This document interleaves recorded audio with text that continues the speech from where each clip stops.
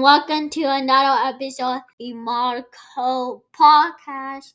Hello, everyone, and welcome back to another episode. So today we are doing part 3 of What Type of Clutterbug Are You? And today we are talking about the cricket. Today I have a special guest with me. I am joined by my mommy. She is back again, so let's all welcome my mommy. Hi, Mommy.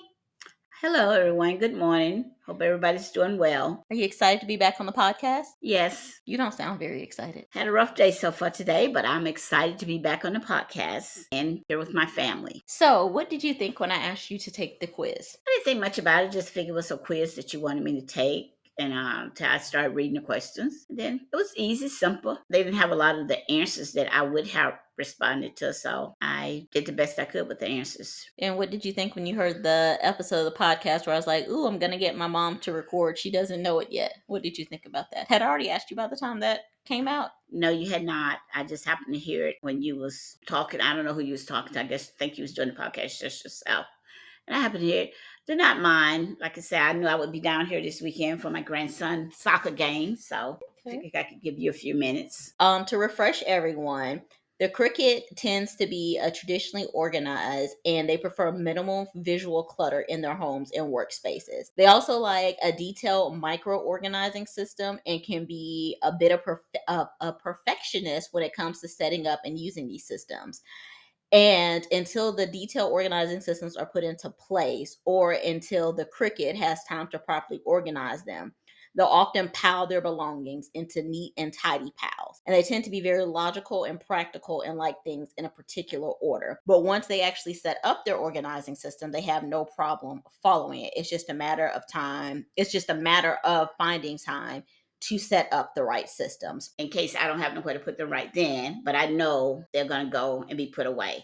I don't like stuff just laying around. I'm in the process now of rearranging stuff, and I have piles of things, but I know where they're going to go. Just a matter of me putting them where they go. And it's much neater than just got stuff thrown everywhere if you put it in a neat little pile. Well, why not just go ahead and put your organizing system into place instead of piling stuff up? Like, why does your organizing system have to be so complicated? It's not complicated for me. It might be complicated for others. I put it in a little pile because that way when I get it, then I can put everything where it goes. Once I got it, instead of me keep running back to put this here, running back to put that, piece by piece, I put everything, if I'm doing something that consists of four different items, things that I need to put in different piles.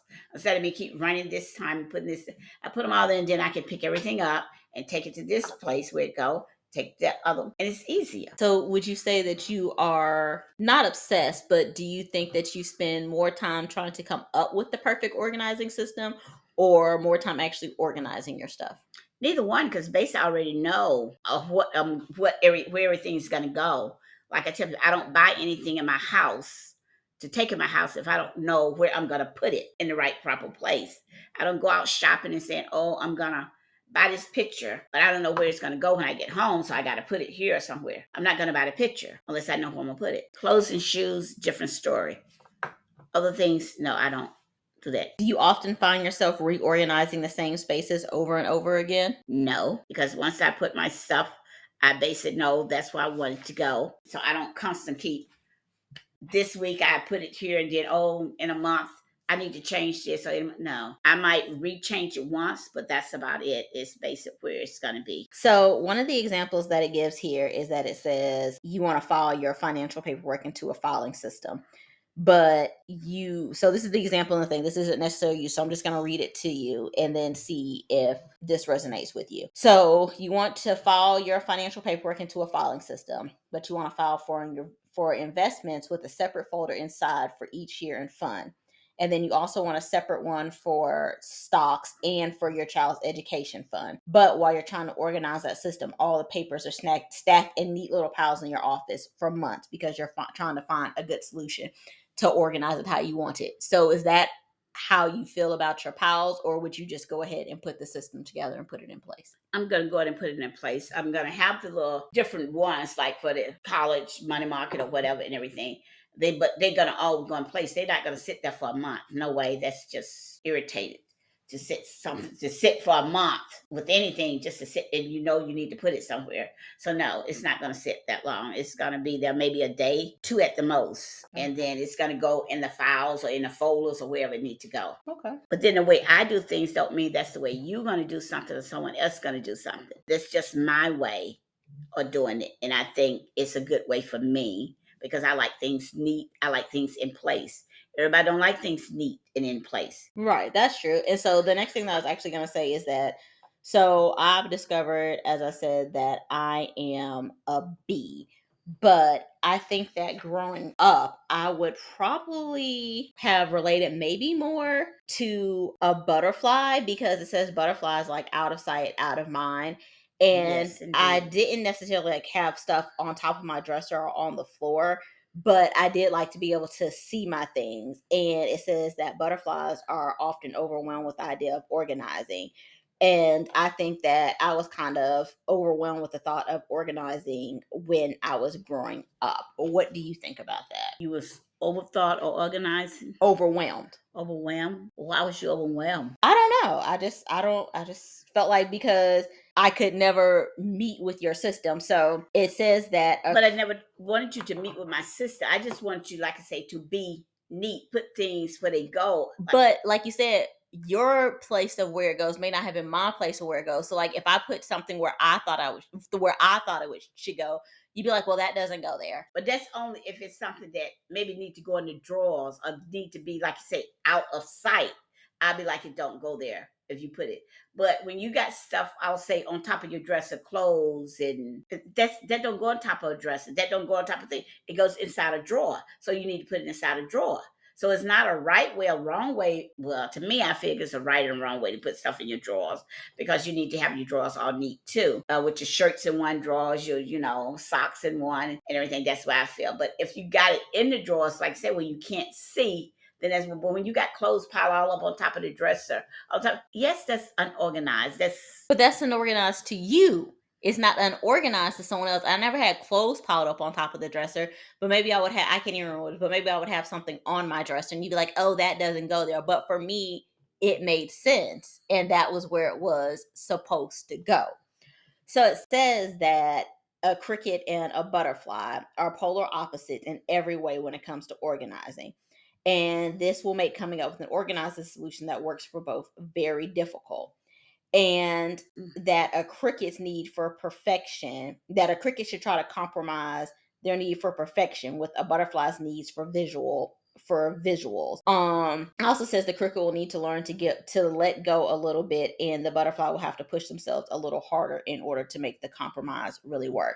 So I do feel like that was really because if I hadn't, I guess, kind of stayed like, okay, you need to do this way, that way, you probably would be more of a, which is the sloppiest one on there? It's not necessarily a sloppy one. But which is the most? I would probably still be a bit of a butterfly, because I do feel like sometimes like stuff out of sight and out of mind, because when I look for stuff, I'm like, oh, hey, I kind of forgot that I had that, or oh, I need that. She's looking around my room right now. I did put all of my sewing projects stacked neatly in a corner. I was making t-shirts at like 10 o'clock last night for my son's soccer game today. So there's still my stuff that's left over on the floor from me making the t-shirts, because I didn't have a chance to put that up yet. But other than that, my desk is pretty much clear. It's clean. But if I'm working on a project, there's stuff all over the place. And even now you come to my house, you're like, oh, why do you have that there? That doesn't belong there. That shouldn't go there. But that's what works for me. The only thing when I come to your house now I do is wash dishes if dishes is in the sink. I don't mess with anything else. I don't say anything else. I come, and if dishes, because that is definitely a pet peeve of mine.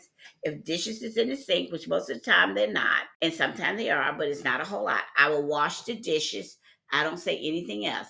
If I see something I need to do, I just do it, but I don't say anything because I know how testy you get that time.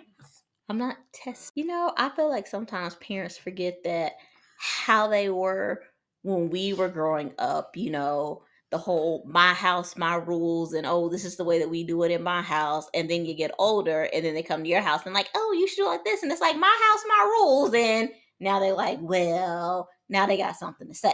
And when you was growing up, the only time I said my house, my rules is when you wanted to maybe go out or something and stay longer. Okay, let's get back to organizing here, because we've just gone Okay. we've gone way off topic here. That's for another time, because we're just gonna have to agree to disagree on that one. So what advice would you like to give to other people who may take the quiz, or who have possibly already taken the quiz and they are a cricket? What would you like to say to them? I think taking the quiz was really great. I enjoyed taking the quiz. I didn't know that's why I was taking to see whether I'm a cricket or whatever. I just figured I was a person who liked to be organized and keep things in place.